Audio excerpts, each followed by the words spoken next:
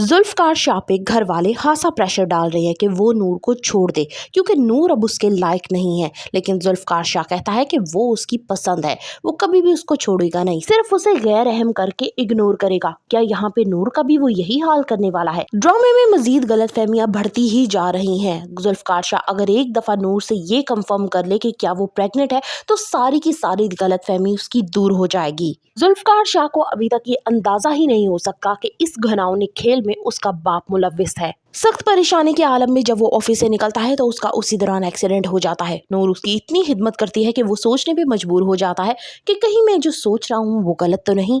ड्रामे में सस्पेंस दिन ब दिन बढ़ता ही जा रहा है। अंजुम को बहुत ज्यादा मुत्तमिन दिखाया गया है कि नूर जुल्फ़कार शाह के घर पे है और उसका बहुत ही ख्याल रखेगा। दूसरी तरफ उसका अपना बेटा जो है वो बहुत ही जेलसी और गुस्से का शिकार हो रहा है क्योंकि अरुष्मा घर पे नहीं आती। वो अपनी माँ से कहता है कि चले मेरे साथ अरुष्मा को मना ले। यहाँ पे उसकी माँ साफ तौर पे कह देती है कि वो अपनी मर्जी से गई थी, अपनी मर्जी से ही आएगी। बेचारी नूर को अभी तक यही बात समझ नहीं आ रही कि जुल्फ़कार शाह के आखिर इस बदलते मूड की वजह क्या है। वो उससे बार बार पूछती है कि क्या बात है, लेकिन जुल्फ़कार शाह हर दफा उसे डांट रहा है।